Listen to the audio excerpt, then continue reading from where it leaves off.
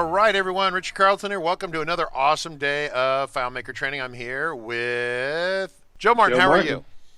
Hey, I'm great. How are you, Richard?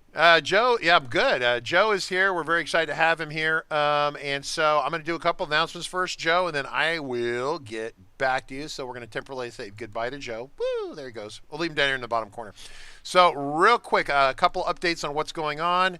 Welcome to fmtraining.tv, where every day we do FileMaker live training for an hour, at least an hour. Sometimes it's more than an hour.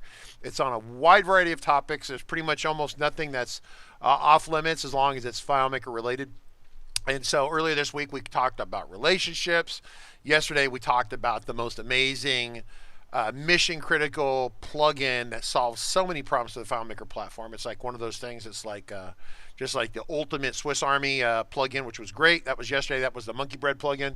And then so the broadcast for today, if we take a look, if you go to fmtrain.tv, you can see our website here. This is actually of March of last year. On the 17th was our first broadcast where we were doing it every day. We've been playing with this for many years, doing live streams, but doing it every day. We took a week off for Christmas, a couple days off for Thanksgiving.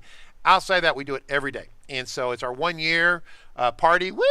So I need some champagne, some sparklers and stuff, but 1 year of doing a live stream every day, that's a lot of work. It's like a DevCon presentation every day. And so we try to make it entertaining and educational, right? Very, very, very important. If it's not interesting and it's boring, then you won't pay attention, even if the education is great, right? I've sat with professors before when I get my degree years ago, and they would put me to sleep. So we try to have as many explosions, as much fun, as much awesomeness packed into 1 hour as we possibly can. So the upcoming broadcast schedule. Today is kind of an open Q&A day.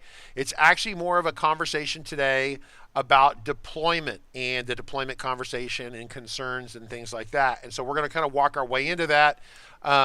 And to help us with that will be Joe Martin. Now, Joe's really kind of comes, as we have the conversation, we start to make certain conclusions, and then we reach other conclusions, and then we realize we desperately need a third-party product to help us with this. And so that's kind of what this conversation is about. But I have to kind of walk us through that. Now, if anyone wants to complain about today's broadcast, you're going to send your complaints to Cameron.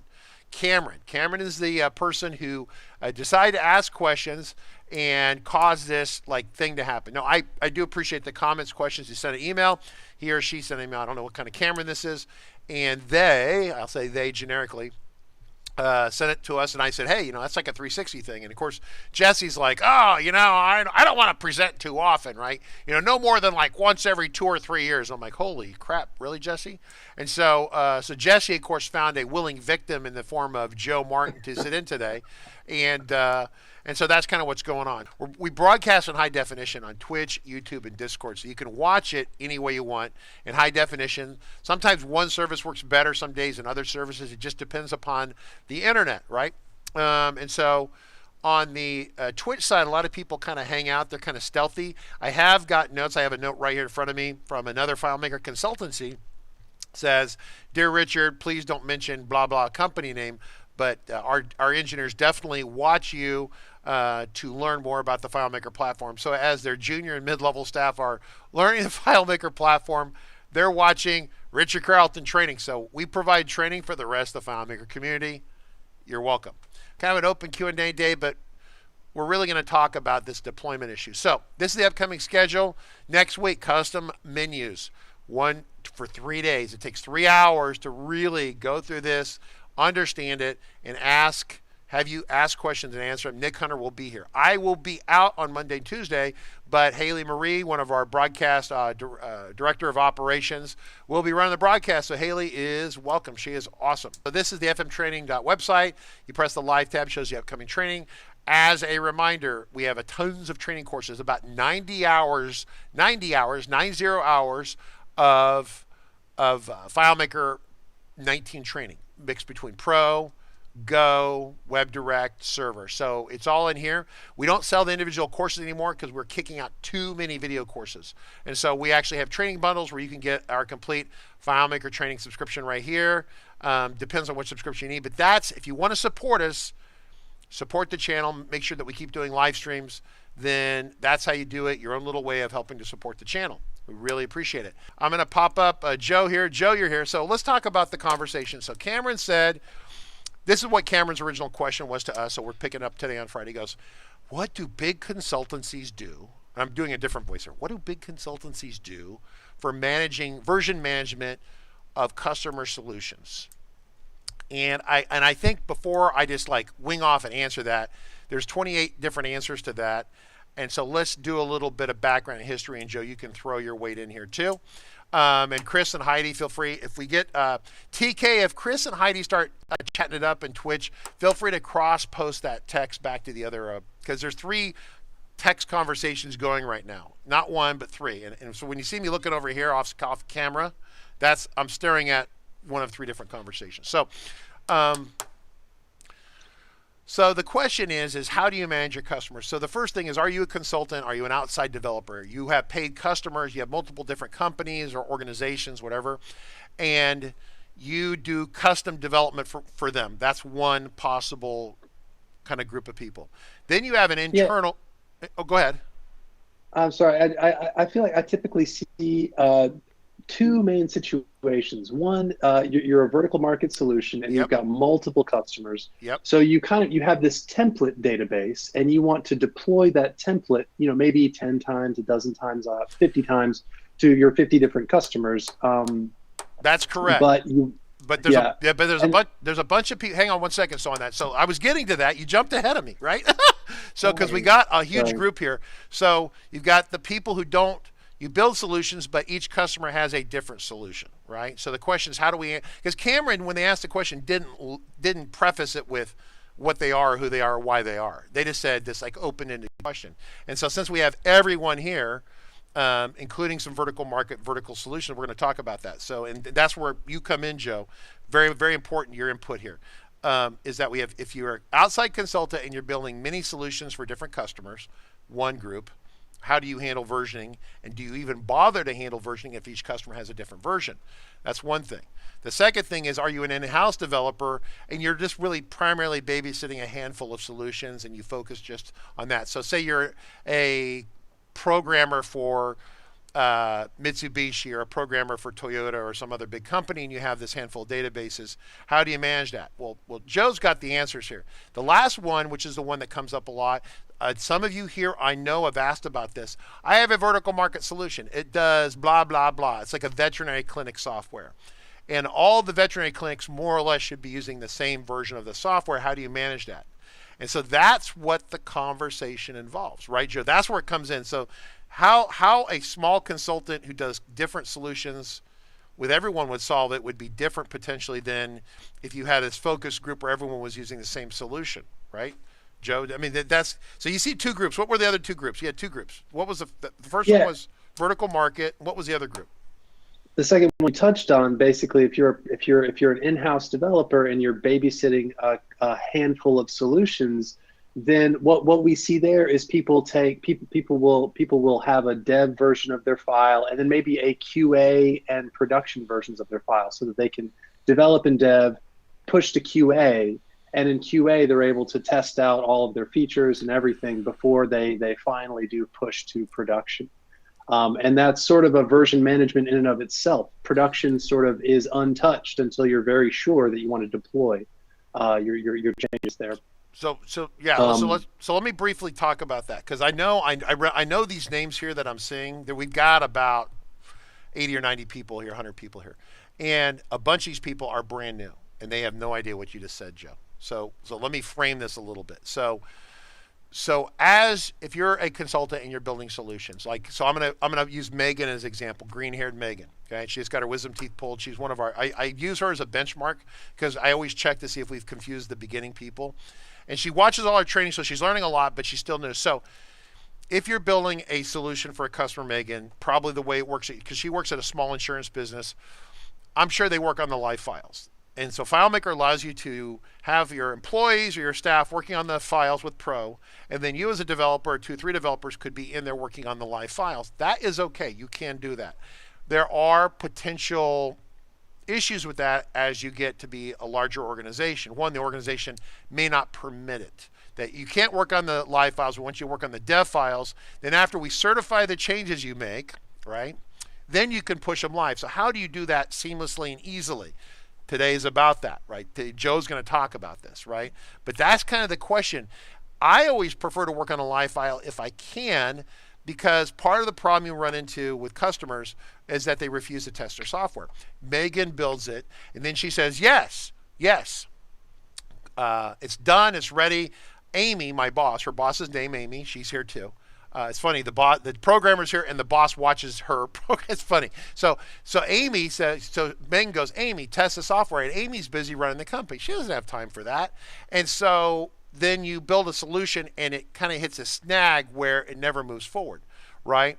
And so if you built it live, okay, this logic is someone, I'm sure Chris Moyer, briefly, Chris Moyer is probably going to scream at the computer, but if you built it live, then you've kind of like forcibly injected it into the organization, and then they're testing it whether they want to or not.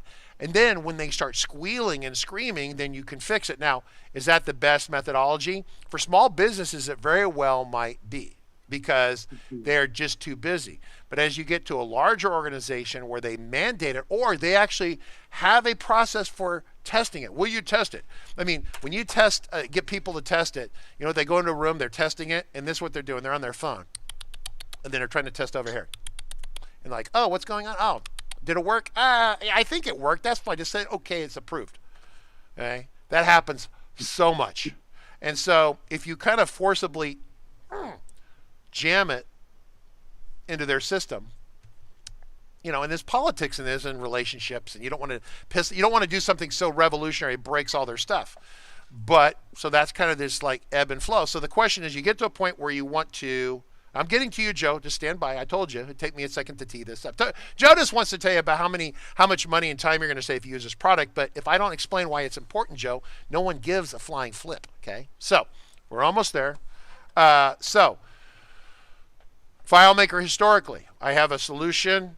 I want to have a deployment version or a deploy server, a production server with a production version of the file, and a deployment, which means, or dev one, where we're working on it, we're testing stuff out, and then magically it would just spontaneously move from point A to point B.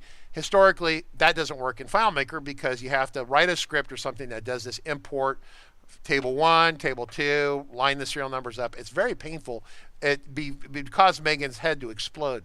And then, of course, along the way, people say, well, we want to use its data separation model.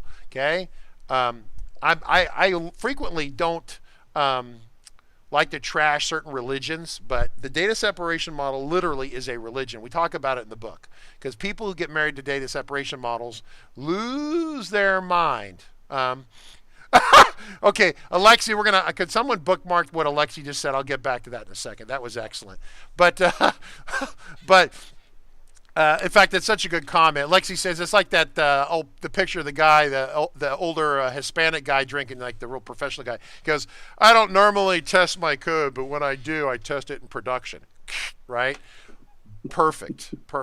And sometimes your customer forces you to do that, right? And so, anyway, so I'm bouncing around here a little bit, but the point is that the data separation model, I think, is painful and problematic. I am not a big fan. Some of you might be fans of it. Maybe Alexi likes it, etc. I think it can be useful, but I think that a lot of brand new people with limited experience hear about it and they think, oh, it's a holy grail. It's not. It's loaded with its own set of problems. So so along comes FileMaker with version 17. And in version 17 of the FileMaker platform, they release a thing called the data migration tool. And the data migration tool, which we have about an hour and a half of training, we talk about it, is a way for you to basically, with a couple lines of command line, or you can get a wrapper app, you can do it with the interface, click and drag. It will move a multi-gigabyte database from a production version, take all the data out of the production version and basically copy it lock, stock, and barrel into your development version within seconds. I mean seconds. Things that took days now take seconds. Like 2 or 3 days of work are now 90 seconds or 120 seconds. It's stupidly fast. And I remember Claire's talking about this. I remember this talking to the engineer, and I'm not going to name his name, and he goes, yeah, we're taking advantage of pretty much almost all your processors, up to like 12 or 14 processors you have it, because we can do it in this situation. I'm like, how come you can't do that all the time, right? Because most of the time FileMaker just burns one processor, and it'll borrow a second one intermittently if it feels very generous for you. So this tool is really great, except that you still have to kind of manually do it. So how do you take the data migration tool and make it awesome? How do you make it so it's like point and drag and just click? Does that make sense? So henceforth, I went, oh, 360 works in Jesse. And Jesse says, no, we don't want to talk to you, Richard. And they said, well, wait a minute. We can have Joe talk to him because Joe hasn't suffered with Richard at all. So send Joe in. So here you are in the lion's den with me, right? So what is deployed to, and do you want to show us your screen? Yeah. So you kind of hit the nail on the head. I think there's this great FM data migration tool, and but it's a command line tool, which I think sort of throws people off from the get-go. And more than that, there's a lot of just moving files around. You need to go get a cloned copy of your development file. You need to move that to your production server. And then you need to put these two, you need to close your production file. And that's sort of a whole process, right? You got to kick your users out, close your file. I mean, to do that safely, it's a process. So once all that's done, then you've got your two files. Now you can finally run the migration. And once you're done, now you need to rehost your migrated file. So there's a lot of legwork, a lot of potential for error. Yep. And do me a favor, move that box out of the way before people yell at me. Just this which, one. Do you see this this one, box? right? Yeah, just out in the corner okay. or off the side or whatever. Yes. Okay. So once again, great. Megan, let me megafy this real quick for Megan. So once again, Megan, the running. There we go. So the running thought, Megan, real quick, is that you have a FileMaker server, Mac, Windows, Linux, whatever, and it's running for your customers. Like say you have 50 or 80 or 100 people, like Port Moyer, right? Port Moyer, they got this customer that does all this great stuff, and hundreds of users and 1,000 users or whatever, and they're logged in a production server, and then next to it's kind of like this more pathetic, smaller FileMaker server, two separate servers. So in order to upgrade, you've got to take the live server, you got to kick everyone off the live server, shut it down. Then you have to take a clone of your new dev file, your new test one that is approved, and you got to move it over. So you got to clone it, then you got to move it, you got to kind of drag and drop it or FTP it or SSH it or whatever you're going to move it to file from server A to server B. Then you got to line everything up and do this import and run the command. So it's much better than it used to be, but it still kind of is aggravating, right? Mm-hmm. So Megan, you following, right? So Megan, I'm using Megan as my canary. Is it canary in the coal mine? Yes. So Megan says yes, she follows. Good. All right. So Joe, so how do you make our lives better, Joe? So yeah, why don't we can jump right in. I've got a couple different configurations set up here, and I'll just sort of look at this basic deployment, and we can sort of see what's going to happen. I'm going to I'm going to deploy to this server right here, and then here's the kind of file mapping that I want to do, and I'll get these files kind of open. This is actually a new screen in 360 Deploy, just a way for you to kind of quickly edit your configuration, how your files are going to be deployed. And one feature I kind of really like here is the ability to just open these files on the fly. So I was going to call this my vertical solution, but I just had to give credit to Nick Hunter for this one. Yes. Neomorphism, yes, is here. So here is my development copy of the file. Let's get the production copy open as well. So on my dev server, this is called Nick's Vertical. And on our customer server, we've got Bob's Construction, just to sort of make that clear. We'll get that open as well. And so the idea being that, let's say that people are in this solution, and I'm actually going to create a new record for you, Richard. Okay, cool. And let's say you're a whole business, man. I am. So people are they're in the production copy of the file, and they're adding new records, they're making changes as they would. And then over in our development copy of the file, I think my go-to change here, just to demo Yeah, this, is really, do it that way. That's a great demo. I was waiting for you to do yeah, this. just to I change can our hear background color. Nick is about 100 miles from me right now working on a project. I can hear him. If he's watching, he's probably squealing right now with the interface hackery that you've just destroyed his UI. So yes.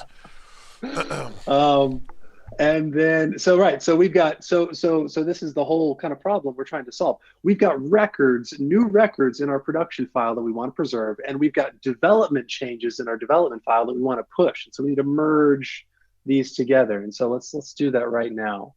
And I need to close. I'll actually leave it open because I want it to yell at me. If I try to do a deployment, it's going to tell me to close all my other databases.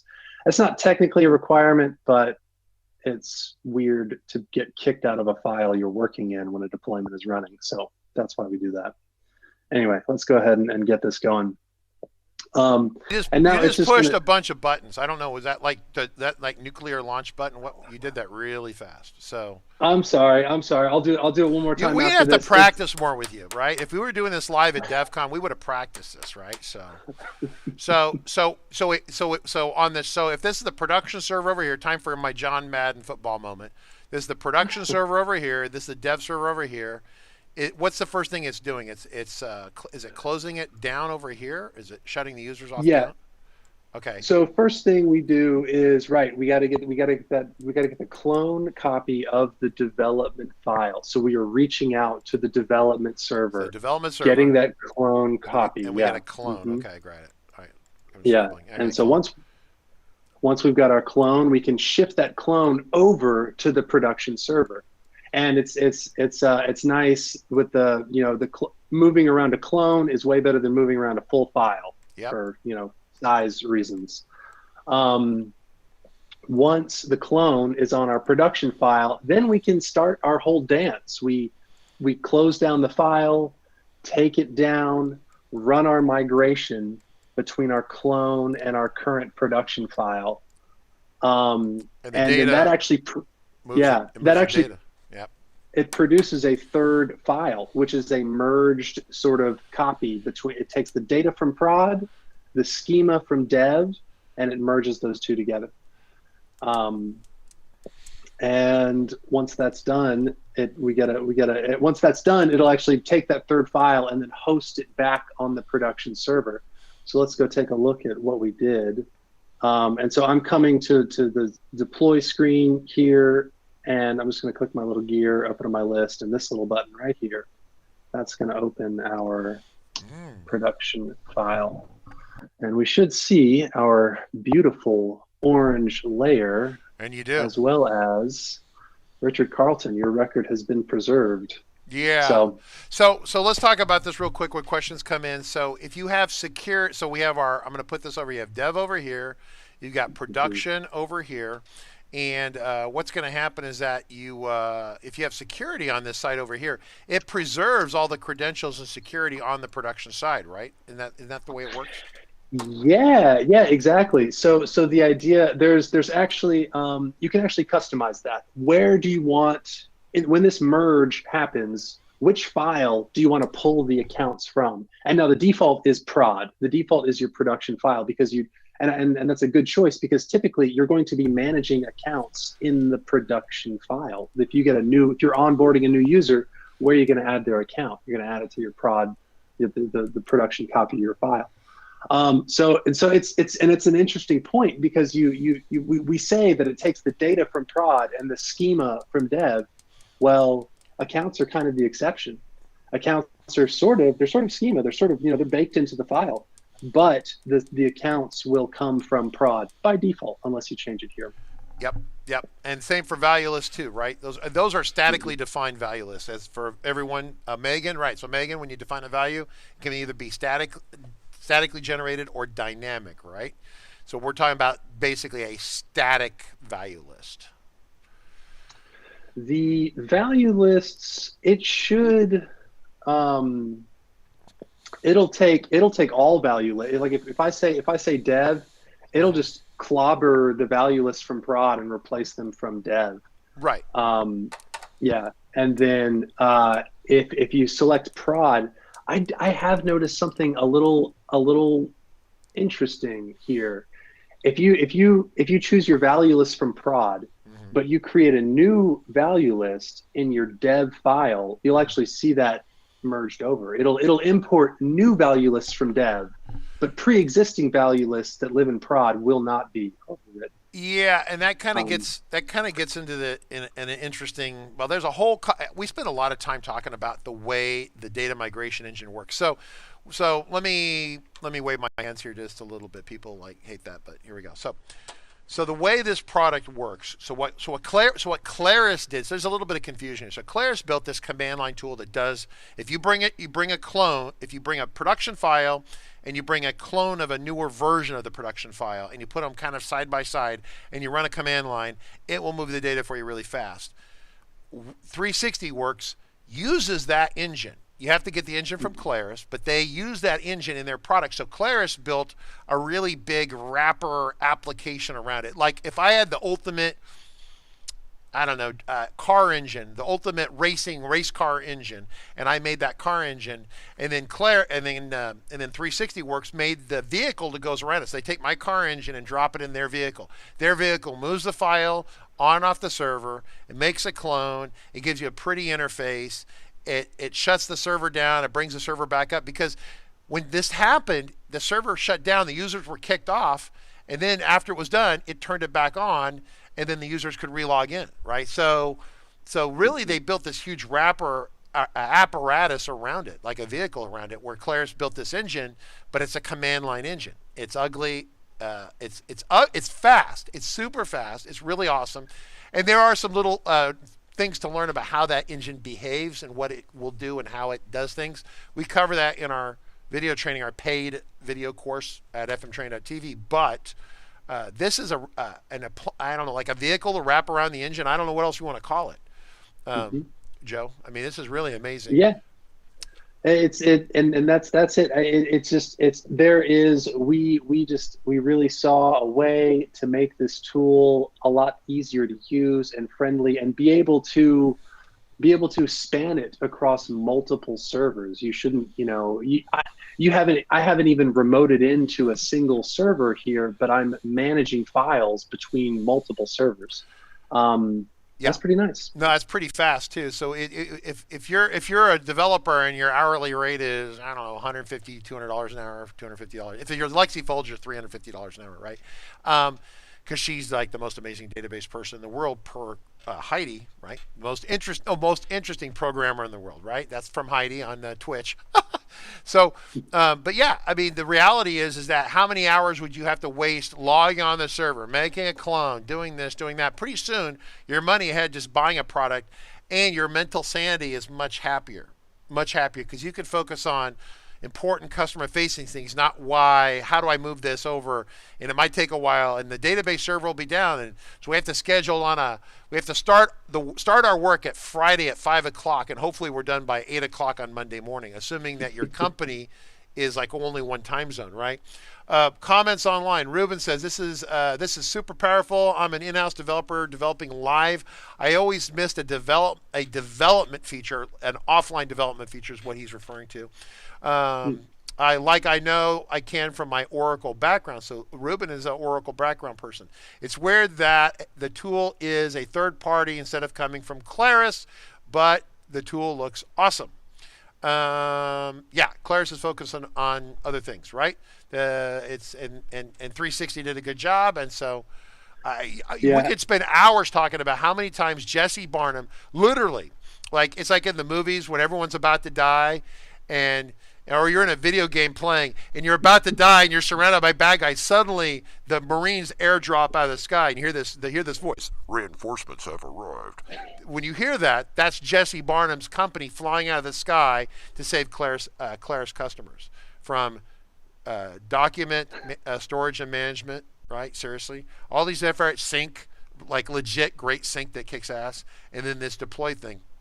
I mean, how many times has "Reinforcements have arrived" from Jesse to save the day? Many, many times. So welcome Laura from Decatur, Georgia. Assuming she's a 360 person. Cool. So other questions, comments. I mean, there's a lot of people here, but I think they're all drinking. It's Friday. Maybe they're drinking already. Almost 5 o'clock. It's almost 5 o'clock. So Chris Moyer says wikipedia.org, wiki DevOps. What is this? DevOps is a set of practices that combine software development, IT operation. Yeah, that's a good one. I should look into this. Yeah. We've never talked about that before, but that's a good one. Twa says, what are the differences between MirrorSync and this? Utterly, totally different. This is so I'm not gonna even kick that one to you, Joe. Okay, I'll just handle it for you. Oh, I can handle this one. So sync is like you have an offline version on your mobile device because you're out in the desert, and then you have a server version and you're making data changes in both places, and then it threads the data changes together and it resolves conflicts and it brings it all together. I can understand where you think this is a sync, but really it's only a structural sync. So deployment is a structural or schema sync, right? Like layout, scripts, define fields.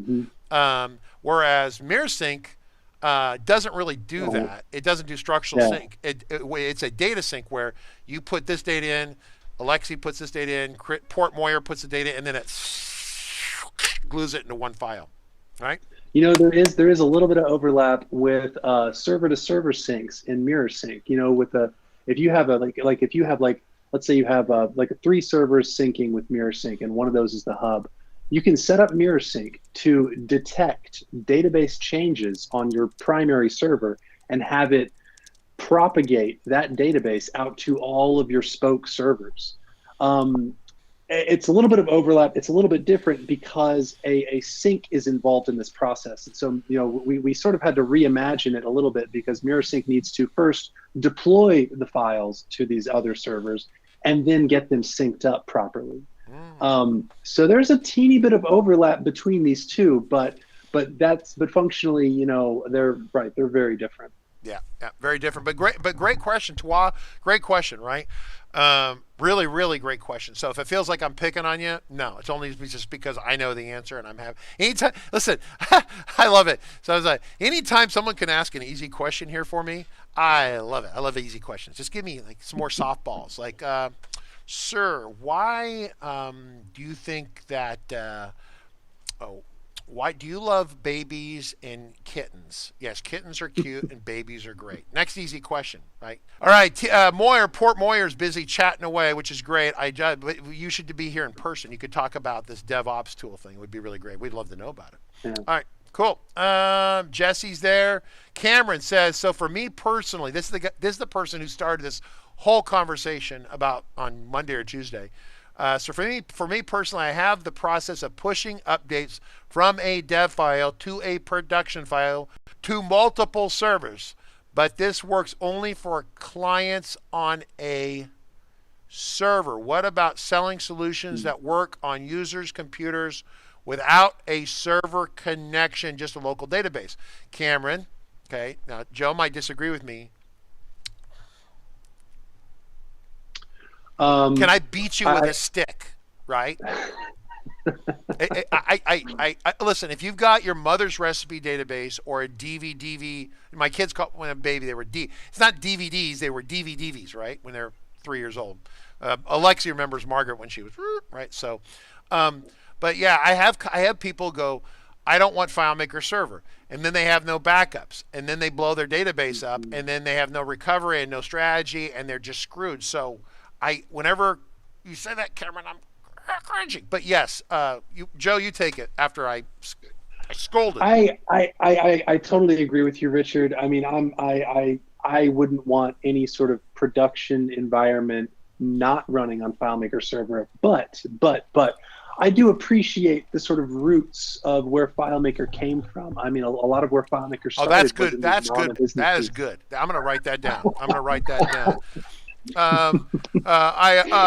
I really agree with Richard, but I appreciate the roots. Here we go. I'm going to write. Keep going. I'm writing down. I appreciate. And you know, so unfortunately, 360 deploy I don't think is going to work for you because it really requires FileMaker Server to communicate. I think what you're looking for is kind of rolling your own deployment system where people I guess once they pay for an upgrade, they get a download link for a new copy of the file Okay, I can show that real quick right here briefly. I'm just going to jump to my screen real quick. This is what we do. Mhm. Okay, so I have a solution that doesn't run on FileMaker server, but it's also we don't collect data, it's a throwaway. So this is our video player that we run, for those of you who've not seen this. And in here we have the ability, we work this all out if someone wants to, we've had a webinar session on this before. So Cameron, this is for you. So if you have a person who has a local database, and if they damage the file, we don't care, they just throw it away. We have the ability right here to, a button will pop up right here when there's a new version of this video player. This file is running locally. There's no server involved with it.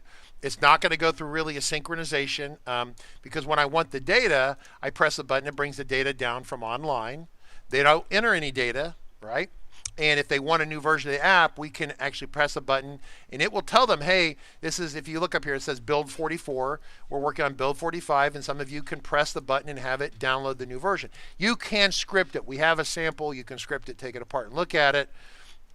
You just understand that if I crash the computer here, I mean, this file will probably open up and keep working, but really this is not my master file. At any given time, I will just take this file and throw it away.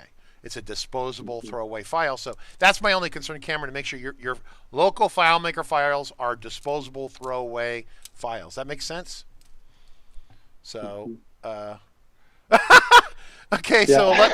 So Lexi's over here having a minor coronary along with me about the server thing, right? So it's just, because here's the thing, is that there's this rule that if you crash the FileMaker file, you don't use it. Why? Because it might be corrupted. We spent Friday of last week going through the emergency recovery and what that would look like and how to read the logs and stuff, right? I think that was last week. We could just cover that. Cameron, you've got to watch that because it's just, and there's people, and Joe's right. I really like this. I'm going to repeat this in Joe. You have to say it like mellow, like Joe. Richard's right, but I really appreciate the roots of the FileMaker platform and community, and I understand your concerns. But then he goes, but our stuff doesn't work with it. I love it. So at the end, it's like slap, right? So Cameron, we do love you. We are trying to prevent pain and agony for you, right? If it seems like I'm being like this is like the tough love. I mean, Joe, you do I'm the bad cop. Joe, you do the good cop thing. All right. You know, you're not a very good cop. I think, right. I mean, the backups are so crucial, not to mention, I think, well, you know, you've said it all, Richard, honestly. Okay. Well, let's Alexi goes, preach it, brother. People don't use FileMaker, so they're asking for trouble. Et cetera, et cetera. Yep, she's totally there. People are giving her fist bumps and agreeing with her. David Angel says, one of our Discord people says, suppose if I made a clone to work on changes, after that a user makes a table and layout and changes the production file, and later you push your dev version up, what happens? It's going to get wiped out. There changes, and that's actually a good point because it's something you really have to watch out for when you go with this dev and prod split environment. If someone adds a table to prod and then you take your clone of dev and import the data from prod into it, I mean, that table in prod has nowhere to go. It's going to be gone in the resultant migrated file. And this has gotten me before because you think you can just make a quick change in prod to fix an issue, and then you do a deployment later, and you totally forgot. So so there's a little bit of a discipline. You need to force your edits to stay in dev because changes to prod, schema changes to prod are likely going to get lost. Yeah. All right, so I want to Cameron. So Cameron, I have a question. So Cameron's this person that started this conversation. Cameron, is this a vertical? This is a yes or no question. This is a vertical market solution. So basically, it's for a specific. So when you're deploying this to people, they all have basically the same solution, right? They have their own data, but they have their own solution, right? So, because I have an answer for him or her. Yes. Okay. So here, this is one of those that most people don't know about. This is like if you read the legal boiler contract, and it's the exception to the exception in the legal part. So here we go. So Cameron goes up here a second ago, goes, yeah, but FileMaker's $900 for a 5-pack and da-da-da-da-da, and it's additional server. Yes, so as soon as we start talking about licensing, I don't want to take any grief for that. So all questions about licensing will be directed to Clarice. Clarice will answer all questions about licensing. That way, if you get mad at her because you don't like the prices, you can talk to Clarice about it. It's not my fault, right? So, because people, I get up here, explain stuff to people, and they're like, Richard, you suck. Your prices are too high. It's like, okay, I'm not Clarice. I don't work for them. So anyway, so here's the important thing. If you make a vertical market application, and you're selling it, and everyone basically has the same version of that vertical market application. Remember back in FileMaker 15, Claris, FileMaker, that's now Claris. Again, they deprecated the shared hosting. They deprecated the shared hosting. You can't have a customer sharing the host.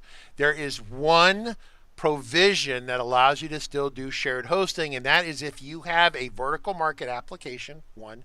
2, you submit it to Claris, not the middle finger, but I'm giving you, that's number 2. 2, you submit it to Claris and you join the solution bundle agreement program where you bundle FileMaker with your solution. Then there is a provision that you can still use a shared server. So if you bought a 5-pack of server, I always call it a 5-pack, like a 6-pack of beer, right? You got a 5-pack, 6-pack, 10-pack.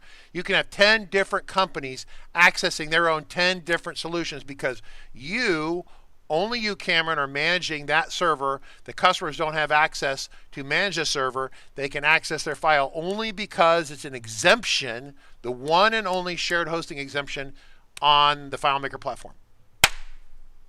So that answers that question. So if you can get to the point where $900 is acceptable for 5 customers, right, then you're in business, right?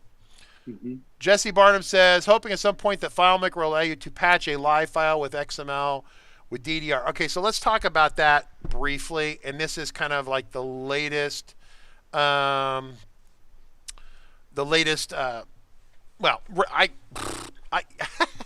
so the FileMaker 19, the FileMaker 2021 book just came out today. Hopefully someone is going to find me the link. I still haven't seen the link. I got to get the link. So we have our new book in market. And and about the time we were finalizing the book, Claris came out and said, hey, there's this Claris platform. It's not a FileMaker platform. I'm like, what? And so I basically said in email, what? Like, you want to give me more detail, more background, more color so we can write about in the book. Sent the email, poof, disappeared into the ether and never heard from again. So Claris is obviously modifying their strategy in a big sort of way, but one of the things that I did manage to get out of product management was that and it's Jesse's comment right here. Jesse sent me off on this, so we're going somewhere with this conversation, is that even though it's not being articulated at all, basically that Claris made this big pitch, it's not a secret, that they are serializing or codifying or whatever you want to call it, the ability for FileMaker Pro to export and save out a FileMaker file out to an XML file, the entire file. And then you take that file and you run it through a suck it in process and import. I hate to use the word import because it's overused. The word import and export is overused. But I told Claris we could call it suck and blow.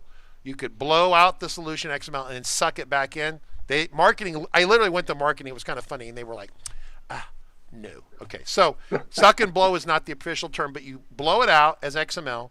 Then you can suck it back in. And the idea that they've been talking about for a couple of years is that it exactly reproduces and rebuilds the file. It's like what I would call perfect fidelity, which means that the exact file that you kicked out is exactly what comes back. This is the technology that makes add-ons work. Now, this technology is good enough to work with add-ons. So you can replicate your arm like a Star Trek transporter. You beam a person away, you beam them back, it's the same person. They're not magically deformed or dead or something, right? And so the add-on technology, this works. You can actually make a copy of your arm and then kick it out as XML, and then I can beam it over to Jesse and have a third arm sticking out of his forehead, right? It might be ugly, it might not be functional, but technically it works. And the add-ons have been very popular. All of you know they've been very popular. It's been a big hit. So Claris continues to invest in the add-ons. However, the base fundamental capability of an add-on is the ability to serialize and perfectly describe the code. It's still, so with the last release, and it's been really quiet, I said, hey, you guys aren't talking about this anymore. What's going on? And they said, yeah, we're still working on it, but we have to work out some things like the security and other things, because if you export out a file and you perfectly reproduce it, everything is reproduced. Any passwords, any accounts, and they're trying to figure out business-wise, logically, do they like that? And should they do it, and or does it like remove the passwords from the security? So then when you rematerialize the database file, it's not a perfect reproduction, and is that okay, and what are the trade-offs, and what does that look like? And so they are working on that. And so Jesse's going, someday we would really like the ability to take code, like for example, right now when we go through this patch process, so now everyone understands, I've done the backstory on this. Right now we create a whole copy of the file and move it. What if the file could identify the fact that that orange header has been made orange, and it just finds a little tiny orange header, and it moves it to the production file, and that's it. And that's what Jesse's asking for, and Claris has talked about it, and they have not given up on it. It's still theoretically in the works per their management team. I think for small, if you could, it's going to be a tough problem. For small changes, like this little background color, no problem. That's like a CSS tweak on a layout, like no issue at all. But let's say you change a calculation field, or you add a new field or something, and you want it to be fully indexed. Well, now this process needs to completely re-index and rebuild like an entire table. And that's sometimes not a small job. So I hope to see it too, but I know it's gonna be hard to do, and I know there's probably gonna be some reading the manual that needs to happen when it finally does happen. So Scott Kane asked a question here. He says, does the XML, I think we're talking about this XML, save as a copy? So Joe, just do me a favor and show everyone what we're talking about. Go up to, is it under scripts? Is that where it's at, or where is that? Yeah, let's see. It's save as a copy as XML. So this is their new, so let's keep this in terms, because XML is a slightly overused word, and save as a copy is a grossly overused term. So this is the Star Trek transporter dematerialization sequence. It takes you and it breaks into little molecules and beams you out. This part is existing. The part that says, beam back the XML and rematerialize it into a human, that command has been in and out of the product as a experimental preview feature, but it's not currently in there because it doesn't really work. When you beam a whole file right now with this technology, it tends to kill the person. So the just because it's not ready yet, right, Joe? I mean, right. Yeah. So anyway, so pretty neat. It's really neat. The platform's going in the right direction. I am actually very, very excited about this, because this gives us capabilities and things that we haven't been able to historically do. So if it seems like I'm being negative here at all, no way. I think this is great. And Claris is being careful with this, because think about it. If you were really gonna beam someone, right? And remember, this stuff was prototyped by IBM 15 years ago, and the whole research, they were beaming molecules from point A to point B across a room, and they were and it magically disappeared into the cloud of DARPA, right? Poof, gone. And so we don't know what happened to that, but they were beaming molecules across the room. But if you actually had to take a human and do that and break it down, you'd want to make sure it was perfect.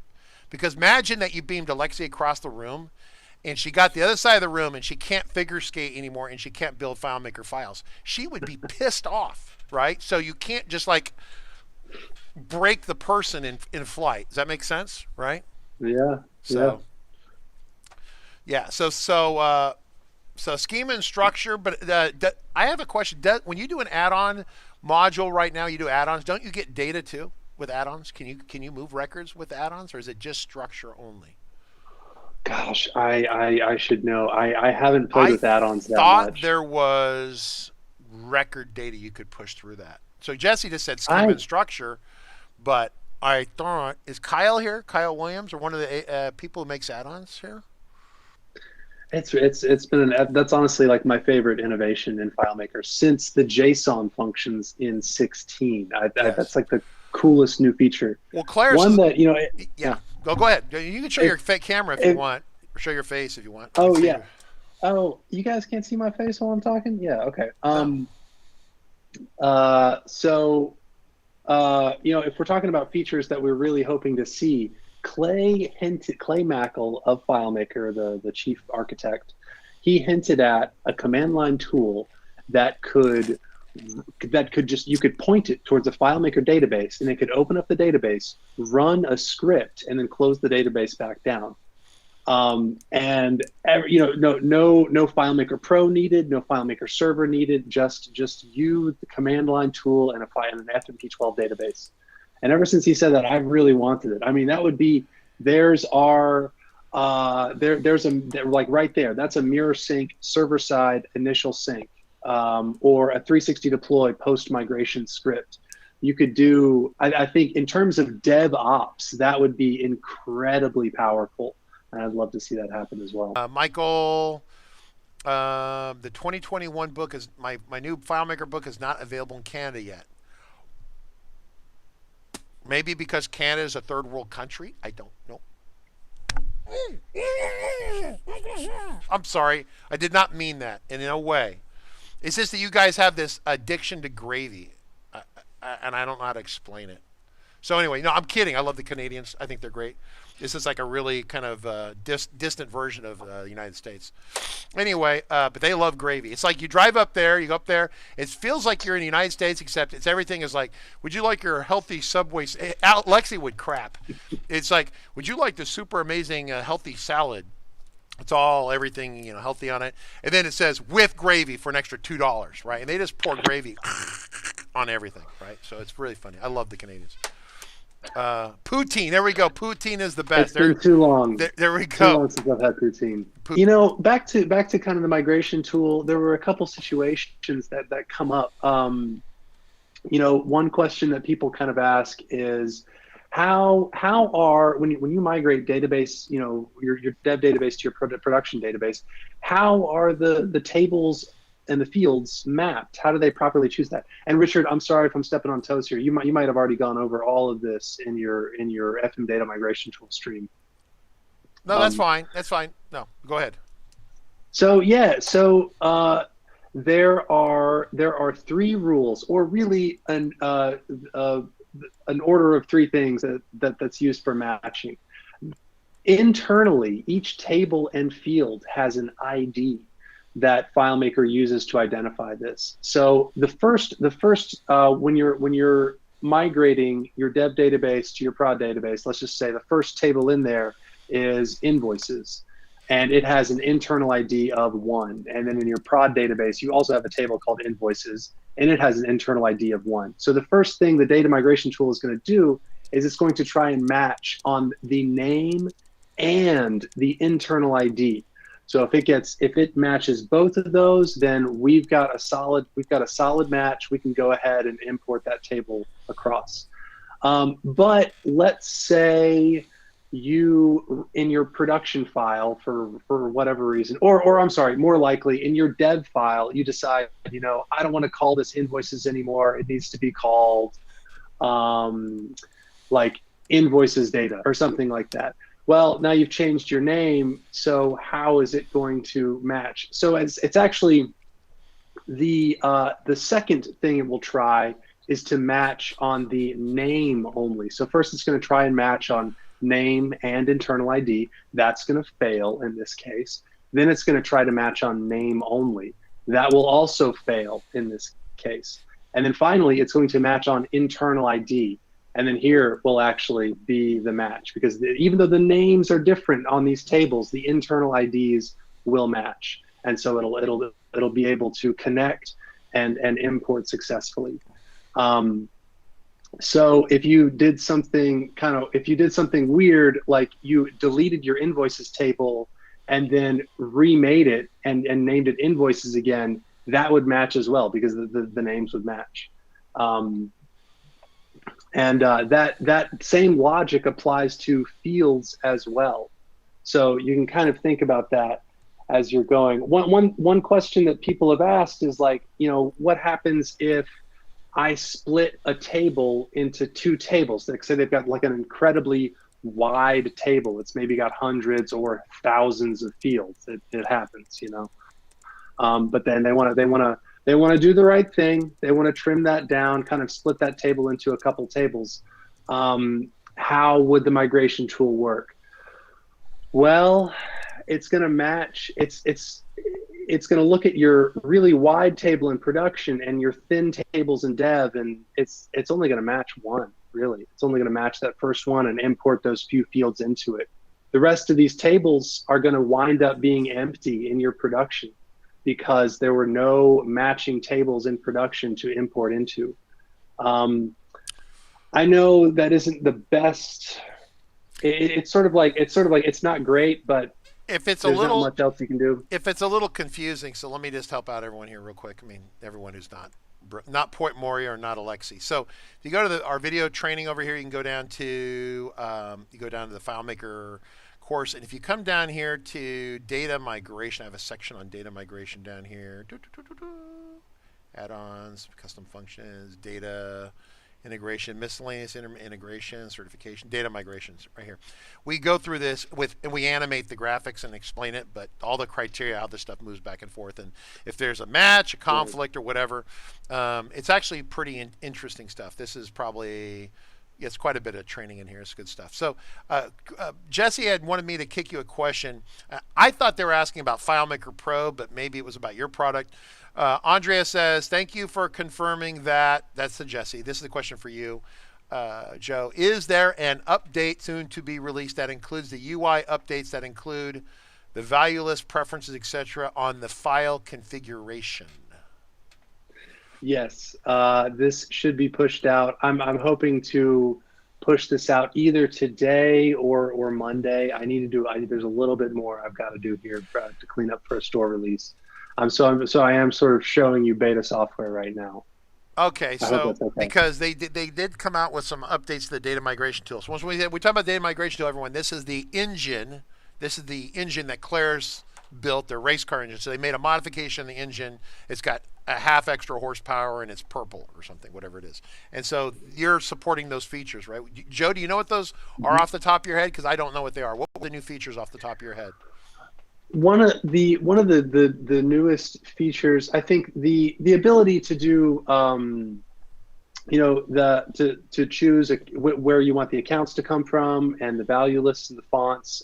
Those were introduced in a couple versions back. Yeah. The latest features include like optimizations and multi-threading and just making the deployments run even faster.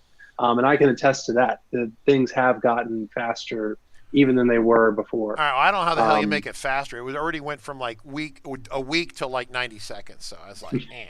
All right, so I don't know how you make that. That's impressive. So Peaceful, why do you have 360 on?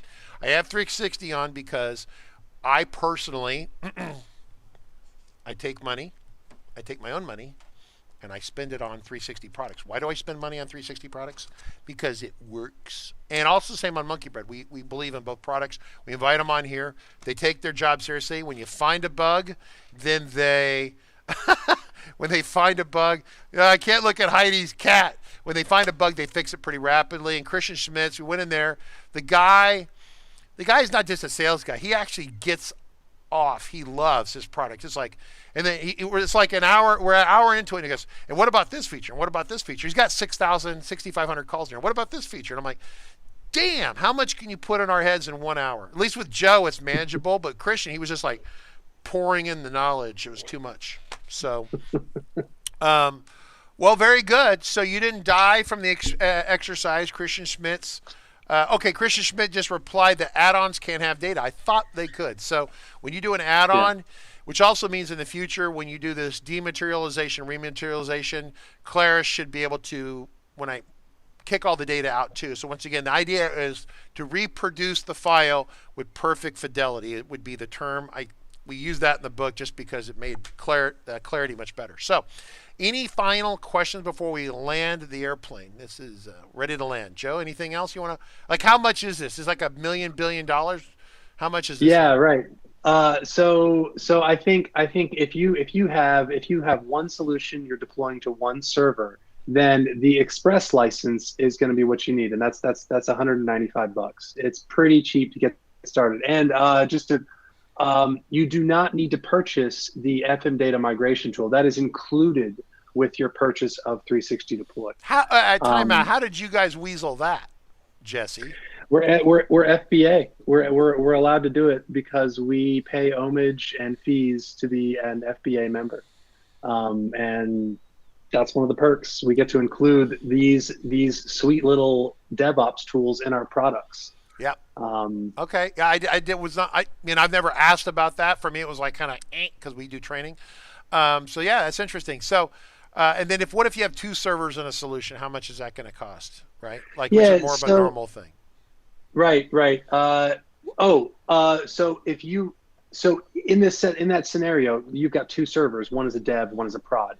360 Deploy licenses in a way you're deploying one solution to one server. Well, that's what you're doing. You're taking your one solution off dev and you're deploying it to one server, which is your prod server.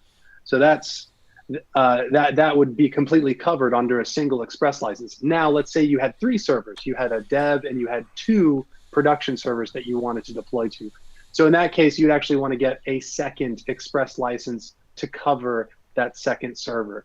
And then it kind of would go like that up until you have 10 servers. And then you want to look at our solution bundle or give us a call and we can sort of work through your situation with you. Cool. Well, yeah, so that's, and then so for Alexa, yeah, yesterday we had Christian Schmidt on here on our live stream, and then he was also, I guess, he was at the FM DIS meeting, which is interesting. I guess that'll be a virtual forever going forward, but yeah, I missed the wedge. I drove by there the other day, and I was like, I was crying, I was looking in the window, so anyway.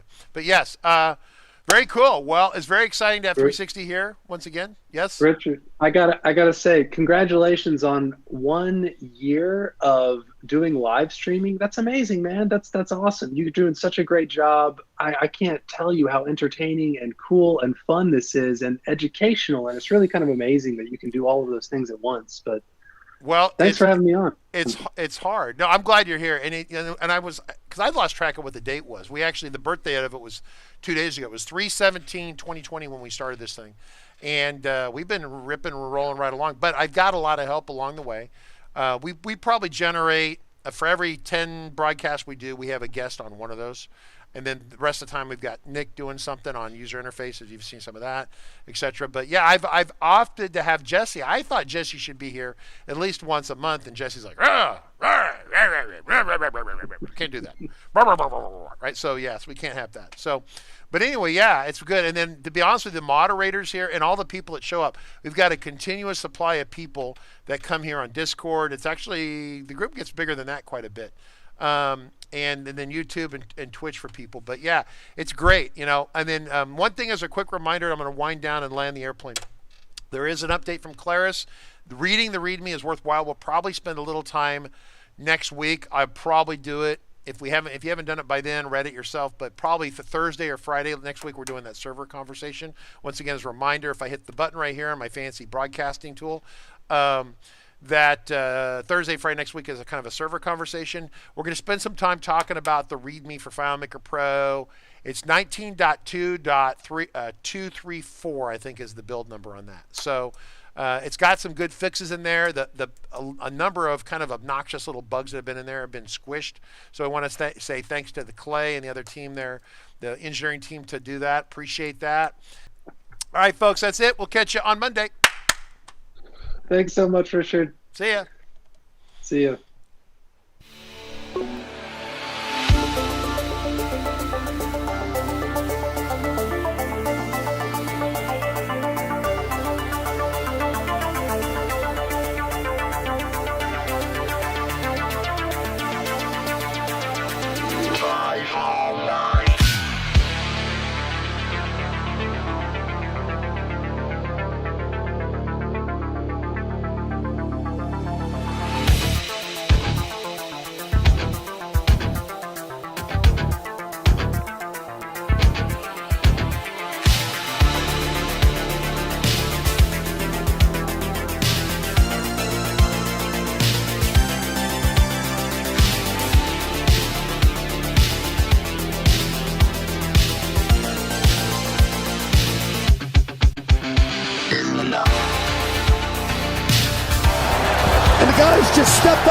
playing. Calm, cool, collected, the quarterback.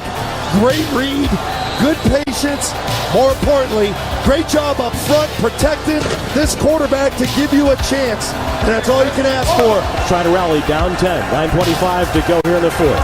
Short motion by Amendola from the left. Brady takes the shotgun snap, stands in, throws it left for Amendola, reaches up and snaps a high throw and lands inside the 10, rolling to the 9. Ball slightly behind him, but Danny makes the grab.